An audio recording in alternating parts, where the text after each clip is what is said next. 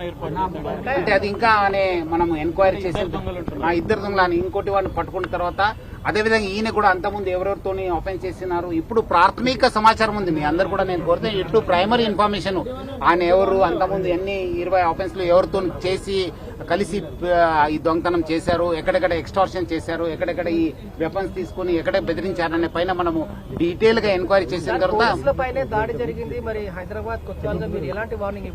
Definitely మనం ఎందుకంటే ఇప్పుడు ప్రజల సంక్షేమ కోసము ప్రజలు ఇప్పుడు వాళ్ళు ఒక అఫెన్సెస్ కు గురి అవుతున్నప్పుడు డెఫినెట్లీ మా పైన కూడా ఆయన దాడి చేయడానికి ప్రయత్నం చేసినప్పుడు డెఫినెట్లీ మనము రిటైల్ చేయాల్సిన అవసరం వస్తుంది. ఆ పరిస్థితిలో డెఫినెట్లీ మన పోలీస్ కూడా ఫైరింగ్ చేయాల్సిన వస్తుంది. ఇప్పుడు ఎందుకంటే ఈ సంఘటనలో చూస్తే మన కానిస్టేబుల్ ఆల్మోస్ట్ ఇంజురీ అయ్యేవాడు, ఆల్మోస్ట్ ఇప్పుడు ఇంజురీ అయ్యే పరిస్థితిలో మా డీసీపీ గారు ఫైర్ చేయాల్సి వచ్చింది.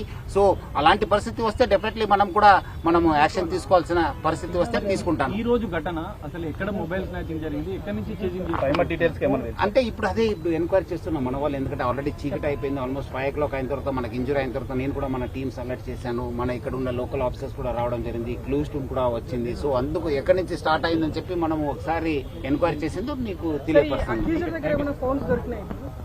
అది అక్యూజ్ దగ్గర దొరకలేదు, అది చూడాలి. ఎందుకంటే అది బాగా ఏరియాలో అక్కడి నుంచి ఇక్కడ నుంచి తిరుగుకుంటూ వచ్చారు కదా, డెఫినెట్లీ ఎక్కడో పడి ఉంటుంది. డెఫినెట్లీ మనము అది రికవర్ చేయడానికి ప్రయత్నం చేస్తాం.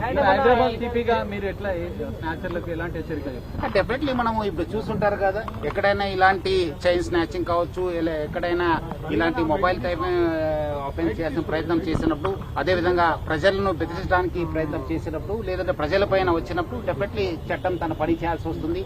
సో అదే ఇక్కడ జరిగింది. ఇప్పుడు మీరు చూస్తుంటే మా పైననే వచ్చారు వాళ్ళు, ఆ గన్ మ్యాన్ ఆల్మోస్ట్ ఇంకా ఇంజూర్ అవుతున్నారన్న సందర్భంలో మా డీసీపీ ఫైర్ చేయాల్సి వచ్చింది. సో డెఫినెట్లీ మనము యాక్షన్ తీసుకుంటాము. ప్రజల సంక్షేమ కోసము, ప్రజల ఒక భద్రత కోసము పోలీస్ ఎప్పుడు కూడా వెంట ఉంటుంది. హైదరాబాద్ పోలీస్ కి మంచి చాలా గొప్ప చరిత్ర ఉంది. డెఫినెట్లీ అది కాపాడుకోవడానికి, ప్రజలు కూడా సురక్షితంగా ఉండడానికి అన్ని చర్యలు కూడా మనం తీసుకోవడం జరుగుతుంది. చాలా వరకు కూడా పోలీసులు, టాస్క్ ఫోర్స్ పోలీసు ఆఫీసర్స్ కూడా ఇలాంటి కేసుల్లో వెళ్ళినప్పుడు కూడా దాడులు జరుగుతూ ఉంటాయి. సో ఇప్పుడు ఏమైనా వెపన్స్ ఇచ్చే అవకాశం ఉంటుందా మీ మీదకి? డెఫినెట్లీ ఎక్కడెక్కడ అవసరం ఉంది మా వాళ్ళ దగ్గర వెపన్స్ ఉన్నావు. ఆల్రెడీ మనము యాక్షన్ కూడా తీసుకోవడం జరుగుతుంది. ఇంకా మనము స్ట్రెంగ్త్ కూడా చేస్తాను. ఇంకా మనం ప్రాథమిక సమాచారం ఇప్పుడే జరిగింది. ఇప్పుడు నేను వచ్చాను, మనం అక్కడ హాస్పిటల్కి వెళ్ళాను, మన వాళ్ళు బాగానే ఉన్నారు లేదా చూసుకున్నాను. అక్కడ ఉన్న ఆఫెండర్ కూడా మనం షిఫ్ట్ చేశాను.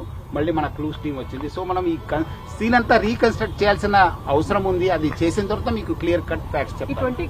స్నాచింగ్, ఎక్స్టార్షన్ ఉన్న వెపన్స్ కేసు ఉంది, నైఫ్ ఉన్న కేసెస్ ఉన్నాం 2 సార్లు. అందుకు మనం పీడీ కూడా పెట్టడం జరిగింది.